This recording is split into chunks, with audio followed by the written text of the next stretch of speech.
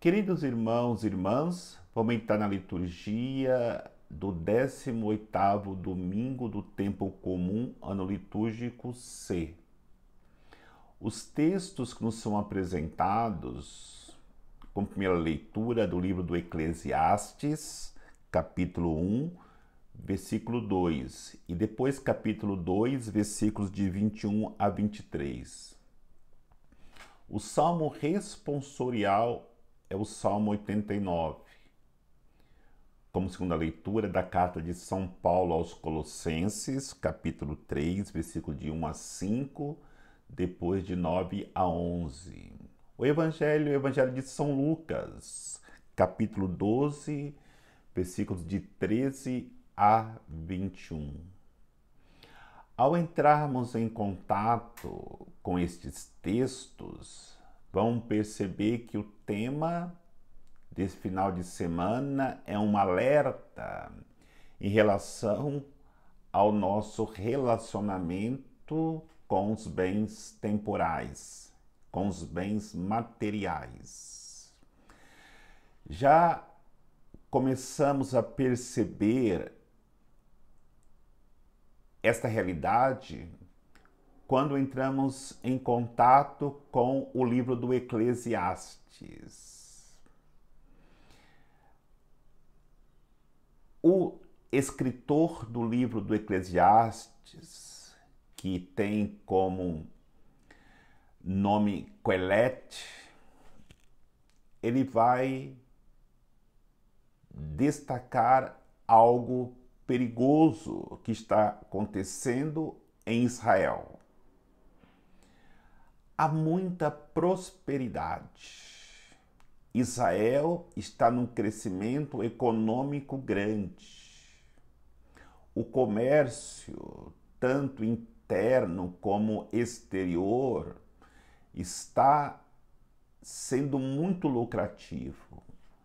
Comércio de cereais, comércio de escravos, comércio de pedras preciosas, comércio de ouro, de tecidos, todos os grandes e pequenos comerciantes estão vislumbrados por a condição que estão vivendo de prosperidade. E aí acontece algo que os leva a ter tanta preocupação com a realidade nova que estão vivendo de prosperidade, que começam a esquecer da vida de fé. Já não tem mais tempo de ir ao templo. Começam a blasfemar contra Deus. Começam a ver nas realidades deste mundo uma felicidade plena. Todos estão vislumbrados. Somente uma pessoa não está vislumbrado com essa prosperidade. Exatamente aquele que é apresentado como autor do Eclesiastes, Quelete. Porque Quelete começa a refletir sobre o mundo que vivemos. Começa a refletir sobre a pessoa humana. Começa a refletir sobre a vida. E percebe que a vida sem ser refletida não tem sentido em si mesmo.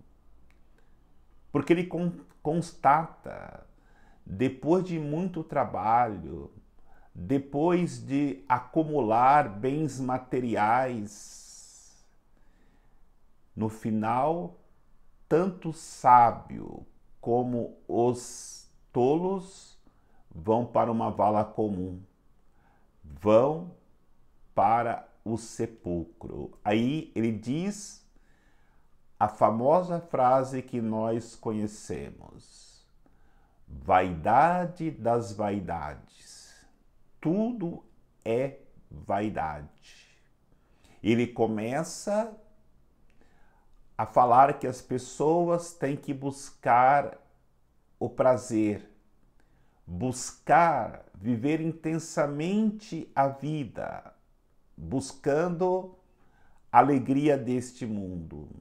Ou seja, este autor não consegue dar a resposta às angústias da pessoa humana, porque não é no seu livro que vamos encontrar essa resposta, mas no Evangelho. Jesus nos dará esta resposta. E aí o Evangelho começa dizendo que o irmão vai ao encontro de Jesus denunciar o seu irmão porque ele não divide a herança. Era costume, antigamente, que o primogênito ficava com a maior parte da herança e esse irmão mais novo que ia reclamar com Jesus ficou com quase nada da herança e vai reclamar. Jesus vai responder para ele: quem me constituiu juiz para poder dividir a herança de vocês? Aí eu pego a primeira reflexão do perigo que nós vivemos quando colocamos o nosso coração nos bens materiais. Por quê? Hoje ainda a divisão da herança é a causa da destruição de muitas famílias, entrando as brigas, os ressentimentos, as mágoas e até ódio, onde um irmão não fala mais com o outro, onde um parente não fala mais com o outro, porque colocaram nos bens materiais o sentido da sua vida. Da mesma forma que o povo de Israel, ao colocar as suas vidas na prosperidade econômica, aquele que destrói o seu relacionamento familiar por causa de herança, também se torna um infeliz. Mas a nossa compreensão maior estará na parábola que Jesus conta de um homem que produziu muito, quis derrubar os pequenos celeiros para construir um celeiro imenso. E Jesus diz que este homem é insensato. Mas por que este homem é um insensato? É um homem que trabalhou bastante. É um homem que não roubou ninguém. É um homem que até previu, foi previdente, pensando no seu futuro. Onde está a insensatez num homem tão trabalhador? E aí está o nosso ponto de reflexão. Primeiro olhemos para este homem. Este homem não tem família. Este homem não tem vizinhos. Este homem não tem empregados. Esse homem não tem amigos.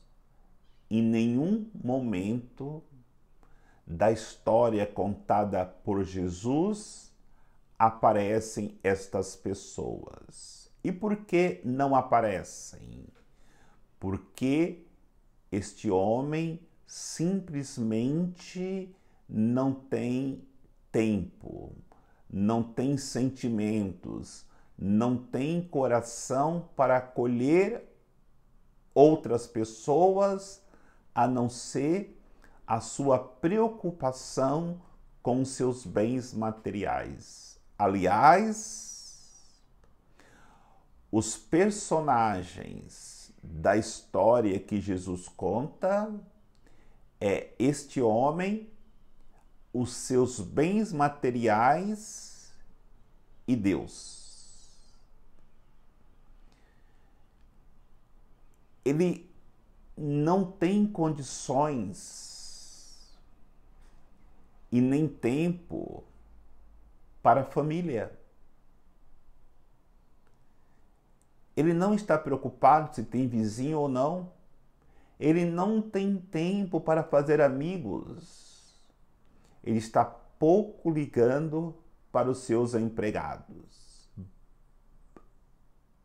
A intenção dele é única: a produção cada vez mais abundante.